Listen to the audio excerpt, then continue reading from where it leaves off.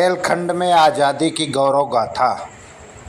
गोकशी को लेकर फिरंगियों के खिलाफ बगावत पर उतरे बुंदेले एवं घाघरा पलटन ने निभाई थी अहम जिम्मेदारी।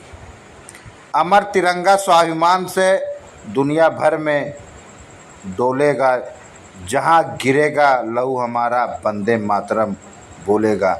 नमस्कार, आप देख रहे हैं प्रयाग टाइम 24 रविंद्र श्रीवास्तव के साथ। दर्शकों, बुंदेलखंड की आज़ादी की गाथा आज हम आपको पूरी कहानी विस्तार से बताने जा रहे हैं।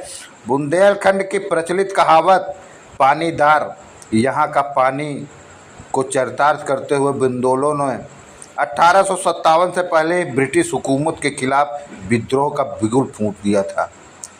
स्वतंत्रता संग्राम की बलिदानी गाथाओं में बुंदेलखंड की भूमिका भले ही इतिहास के झरोखे में कैद हो गई हो, लेकिन उसी इतिहास के झरोखों की दरकती दीवारों पर बुंदेलों की वो वीर गाथाएँ अंकित हैं, जिससे यह पता चलता है कि बुंदेलखंड की प्रचलित कहावत पानीदार यहाँ का पानी को चरितार्थ करते हुए बुंदेलों ने 1857 से पहले ही ब्रिटिश हुकूमत के खिलाफ विद्रोह का बिगुल फूंक दिया था।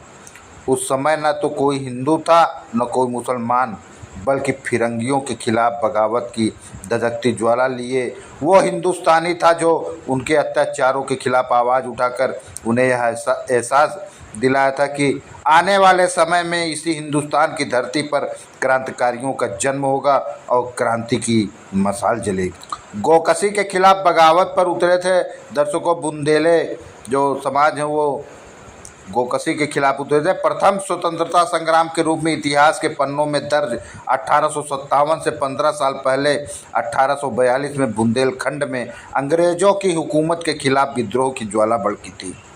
ये ज्वाला भी उसी विषय को लेकर धधकती हुई ब्रिटिश हुकूमत को जलाकर राख करने के लिए आगे बढ़ रही थी, जिस विषय को लेकर मेरठ में सन 1857 में मंगल पांडे ने बरतानिया हुकूमत के खिलाफ विद्रोह का बिगुल फूंका था।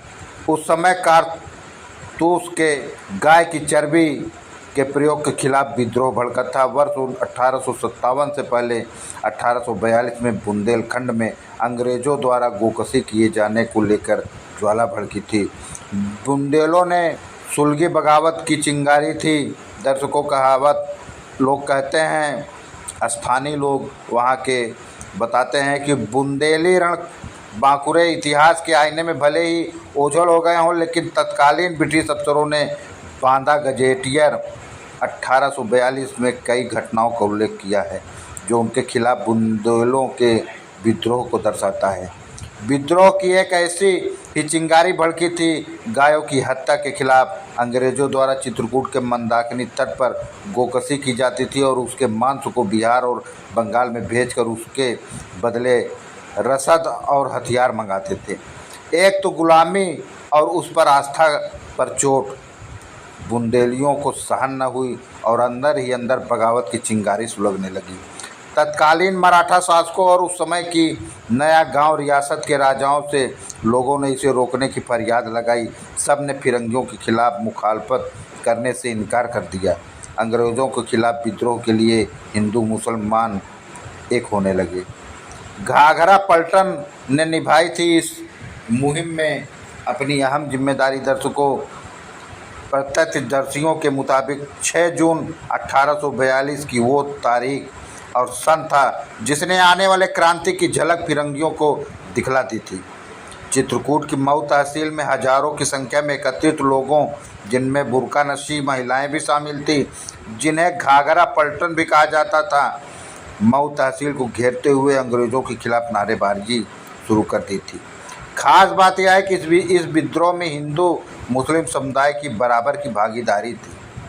जनता ने 5 अंग्रेज अफसरों को बंधक बनाते हुए उन्हें पेड़ पर फांसी के फंदे से लटका दिया था। जन आंदोलन के तहत अंग्रेज अफसरों को खदेड़ा गया था। दर्शकों, ये बुंदेली समाज की गौरव गाथा जो कि आज भी सुनहरे पन्नों में दर्ज है। दर्शकों, उनके इस गौरव गाथा को भुलाया नहीं जा सकता, उन्हें नमन किया जाता है। दर्शकों, बने रहिए इसी तरह की खबरों के साथ रविंद्र श्रीवास्तव के साथ प्रयाग टाइम 24 के साथ।